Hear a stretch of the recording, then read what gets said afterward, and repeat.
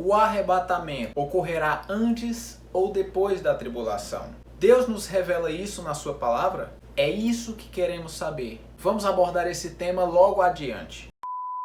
Olá pessoal, sejam muito bem-vindos ao Fatos Curiosos da Bíblia. Hoje o tema será arrebatamento. Ele irá acontecer quando? Mas antes, se inscreve aqui no nosso canal, deixa o seu like, compartilha o vídeo, ajuda a gente a divulgar esse conteúdo para que venhamos a melhorar cada dia mais as nossas edições. Então fica ligado aí porque vamos começar depois da vinheta.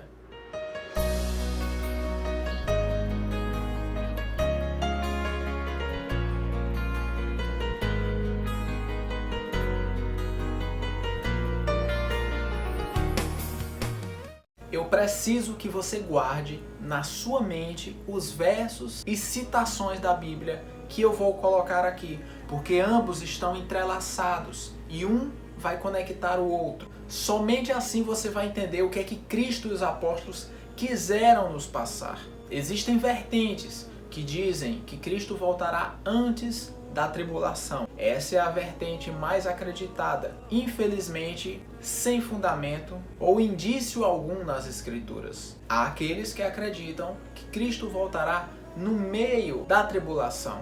E a vertente mais coerente, segundo os estudos teológicos, é justamente o pós-tribulacionismo, que é o que vamos tratar hoje aqui. Ou seja, Cristo voltará depois da tribulação. Ele mesmo falou, observe Mateus 24, verso 29.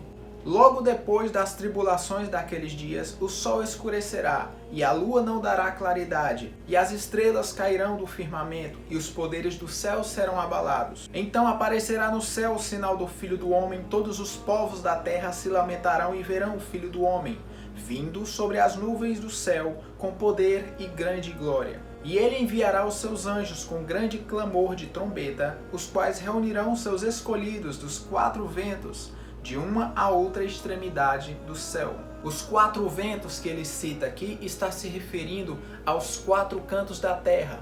Você pode conferir isso no livro de Apocalipse. Os anjos que estão nos quatro cantos da terra seguraram os ventos para que não soprem sobre ela. No verso 29, depois da tribulação, os poderes do céu serão abalados. No verso 30, o Filho do Homem, Cristo, aparece para os povos da terra. E no 31, ele ajunta os seus escolhidos de todos os cantos da terra e os do céu. Veja que esse evento é marcado no verso 31 por um clamor de trombeta. Guarde essa palavra e daqui a pouco você vai ver o porquê. O livro de Amós 3,7 fala que Deus não faz nada sem antes revelar o seu segredo aos seus servos, os profetas. Ou seja, tudo que ele vai fazer está planejado e revelado nas Escrituras, um escrito dos seus servos, os profetas. Segundo aos Coríntios 15, do versos 51 e 52. Eis que vos digo um mistério. Guarda essa palavra, um mistério. Nem todos dormiremos, mas todos seremos transformados. Num momento, veja só, não haverá dois arrebatamentos. Só haverá um. E Paulo fala no verso 52. Num momento, no abrir e fechar de olhos, ao ressoar da última trombeta, também guarde essa palavra. A trombeta soará e os mortos ressurgirão incorruptíveis e nós seremos transformados. Então Paulo vai falar um mistério que vai acontecer em um momento, não em dois. E que ao ressoar da última trombeta, esse é o terceiro sinal, os mortos ressurgirão e os vivos serão transformados. Não todos, somente os salvos. Se Paulo fala ao ressoar da última trombeta, quer dizer que existem outras antes dela. Se é a última, onde estão as outras? Como havia dito no livro de Amós, o Senhor não faz nada sem antes revelar a seus servos, os profetas. No livro de Apocalipse, nós temos as outras trombetas. São 7 trombetas. A que Paulo está se referindo é a última, ou seja, é a 7ª trombeta. Vamos conferir. No livro de Apocalipse, capítulo 10, verso 7, diz o seguinte: No dia da voz do 7º anjo, quando estiver para tocar a trombeta, cumprir-se-á então o mistério de Deus, segundo ele anunciou aos seus servos, os profetas. Quando é que o mistério se cumpre? Com a 7ª trombeta.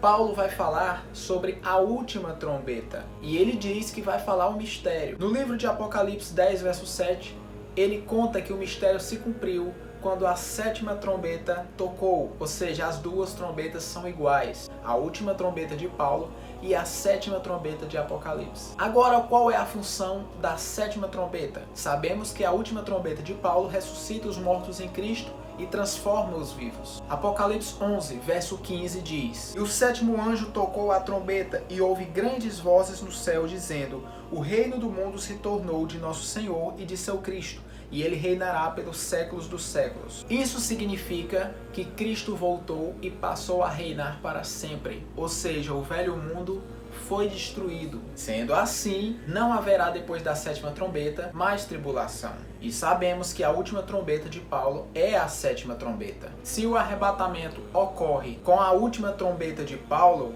que é a sétima trombeta de Apocalipse, concluímos que o arrebatamento é depois da tribulação. Porque quando ele ocorrer, Jesus volta nos ares e acaba com o anticristo e com os reinados do mundo, para iniciar o seu reinado eterno.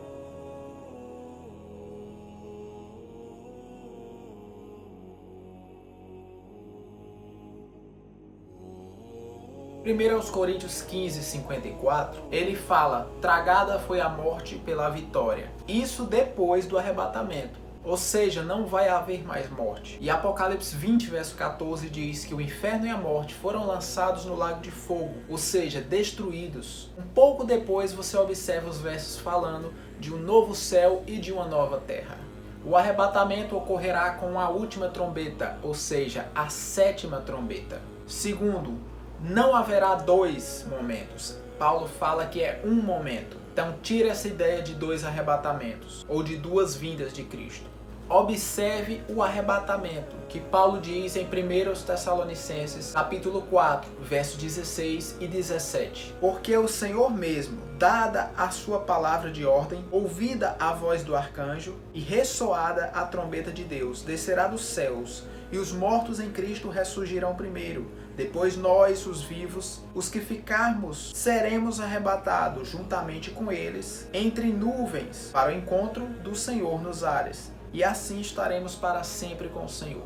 Observe que o arrebatamento ocorre quando Jesus volta, ao ressoar da trombeta e ouvida a voz do arcanjo. Então é possível sabermos mais ou menos quando Cristo virá? Aí você me diz: ah, mas ele disse que virá como ladrão, então será de surpresa.